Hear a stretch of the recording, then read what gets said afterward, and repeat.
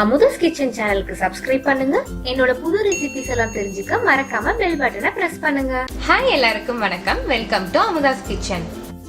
இன்னைக்கு நம்ம கிச்சன்ல கோதுமையில எப்படி பிஸ்கெட் செய்யறதுன்னு பார்க்கலாம். பேக்கரியில கிடைக்கிற பிஸ்கெட்ல மைதா சேர்த்து செஞ்சிருப்பாங்க. நம்ம மைதாக்கு பதிலா கோதுமை சேர்த்து செய்ய போறோம். இதுக்கு தேவையான பொருட்கள் லிஸ்ட் பண்ணிருக்கேன், நோட் பண்ணிக்கோங்க. எப்படி செய்யறதுன்னு பார்க்கலாம். இதுக்கு வந்து அரை கப் பட்டர் எடுத்திருக்கேன். கிட்டத்தட்ட 110 கிராம் வரும். இது வந்து முன்னாடியே ஃப்ரிட்ஜ்ல இருந்து வெளியில எடுத்து வச்சிருங்க. நல்லா விரல் பதிகிற அளவுக்கு இந்த பட்டர் இருக்கணும். 1/4 கப் பவுடர்டு சுகர் எடுத்துக்கிறேன். நீங்க சர்க்கரையை மிக்சியில போட்டு அடிச்சு இந்த மாதிரி எடுத்துக்கலாம். இதை ரெண்டையும் நல்லா பிசைஞ்சு விட்டுக்கோங்க. நல்லா இந்த மாதிரி கையிலே பிசைஞ்சிடலாம். இதுக்கு வந்து நீங்கள் எலக்ட்ரிக் மிக்சர்லாம் போட தேவையில்லை. பட்டர் நம்ம ஏற்கனவே வெளியில் வச்சிருந்தனால ஈஸியாக இந்த மாதிரி பிசைஞ்சாச்சு. இது கூட 1 கப் கோதுமை மாவு சேர்த்துக்கலாம்.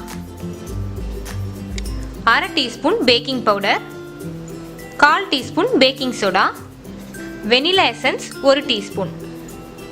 நீங்கள் வெனிலா எசன்ஸ்க்கு பதிலாக ஏலக்காய் பவுடர் கூட போட்டுக்கலாம். நல்லா இதை இந்த மாதிரி பிசைஞ்சுக்கோங்க.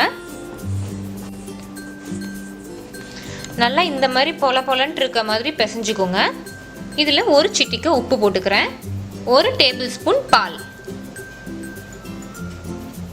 இப்போ சப்பாத்தி மாவு பிசைவோம் இல்லையா, அந்த மாதிரி நல்லா பிசைஞ்சுக்கோங்க.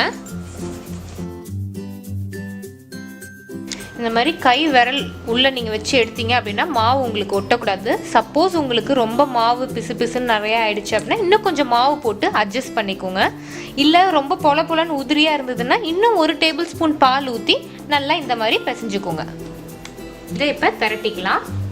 நல்லா இந்த மாதிரி ஒரு ரோலிங் பின்னோ இல்லை சப்பாத்தி கட்டையில் வச்சு கூட நீங்கள் இந்த மாதிரி திரட்டலாம்.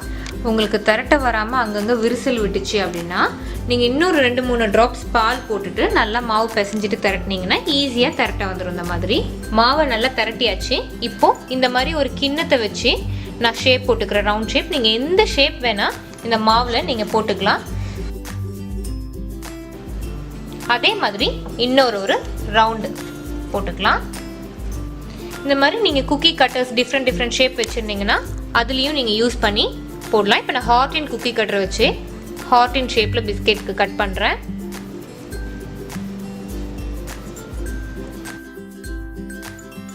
இப்போ நம்ம கட் பண்ண பிஸ்கெட்லாம் பேக்கிங் ட்ரேல வச்சிடலாம். அதுக்கு ஒரு தோசை திருப்பி வச்சு இந்த மாதிரி எடுத்தீங்கன்னா ரொம்ப ஈஸியாக வந்துடும். இங்கே பாருங்கள், இந்த ட்ரேல ஏற்கனவே நான் பட்டர் தடவி ஒரு பட்டர் பேப்பர் போட்டு வச்சுருக்கேன். அதில் நம்ம இதெல்லாம் வச்சிடலாம்.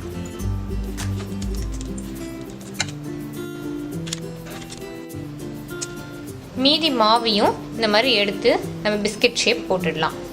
எல்லா மாவையும் இந்த மாதிரி 2 ஷேப்பில் போட்டாச்சு. இப்போ இதை அவனை ப்ரீ ஹீட் பண்ணிவிட்டு 325 டிகிரி ஃபாரன்ஹீட்டில் 20 மினிட்ஸ் வச்சிடலாம். பேக்கிங் ட்ரே, பிஸ்கெட்டோட திக்னஸ் இது ரெண்டுத்துக்கும் ஏற்ற மாதிரி டைம் வேறுபடும்.